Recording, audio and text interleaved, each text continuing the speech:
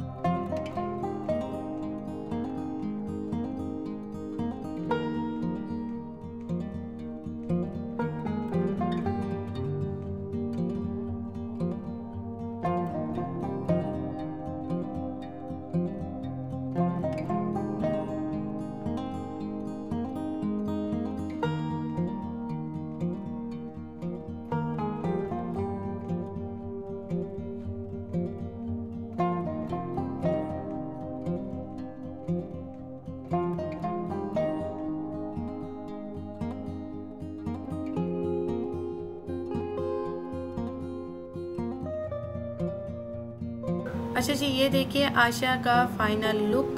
मैंने हल्की हल्की इसको ब्लो ड्राई की और आशा की भी मैंने फेदर कट ही की थी लेयर, और हल्के हल्के मैंने 1-2 स्टेप डाल दिए इसके नीचे ताकि इसका जो है ना बाल मोटा हेल्दी लगे, क्योंकि आशा के थोड़े बाल नीचे से पतले हैं। और इसका मैंने पफ काटा था, बड़ा खूबसूरत लग रहा था इसके ऊपर। इसने कहा मम्मा मेरे आगे से बस शॉर्ट कर दें, पीछे लेंथ ना शॉर्ट करें। और मैंने ब्लो ड्राई भी इसको काफ़ी हल्की हल्की गर्म हवा से सेट किए। और अब है ये इनाया का लुक।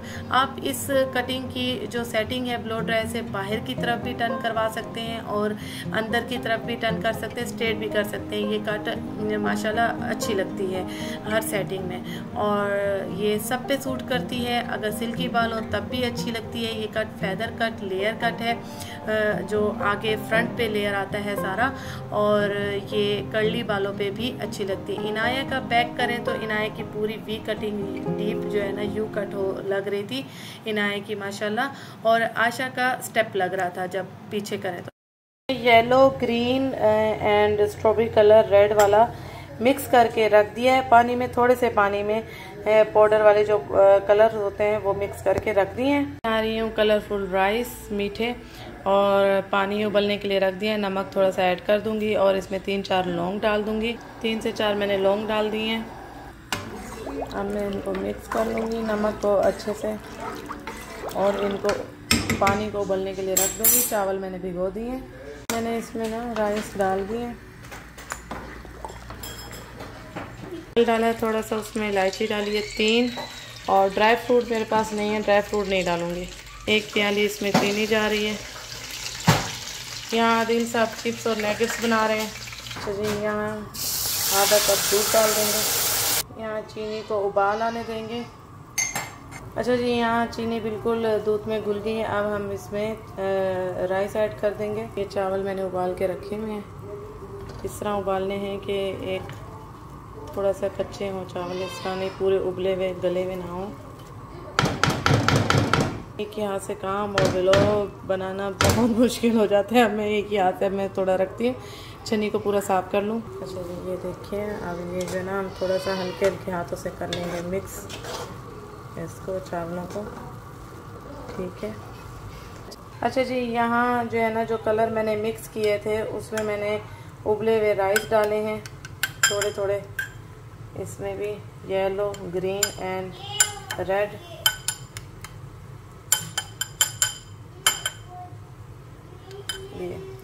इसमें जो उबले हुए राइस थे ना वाइट, वो मैंने मिक्स कर दिए हैं। इस तरह से जो चावल मिक्स हुए हुए थे वो हमने इस तरह से रख दिए हैं। ठीक है जी, और अब हम इसको दम लगा देंगे। मैंने और मज़ीद कुछ नहीं डाला, किशमिश डाल दी है बच्चों की वजह से, और अपनी कि थोड़ा किशमिश तो खा ही लेंगे। अब इसको दम लगाएंगे। दम लगाने के बाद जब मैं निकालूंगी मिक्स करूंगी फिर दिखाऊंगी। अच्छा जी, यहाँ दम मैंने खोल लिया है। इसको करेंगे अब मिक्स।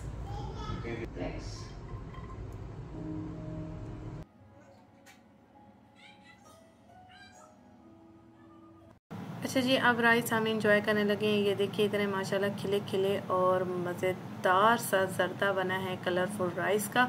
तो इसके साथ ही व्लॉग करूँगी यही ख़त्म। अपना बहुत सारा ख्याल रखिएगा, मुझे दुआ में याद रखिएगा। ओके जी, अल्लाह हाफ़िज़।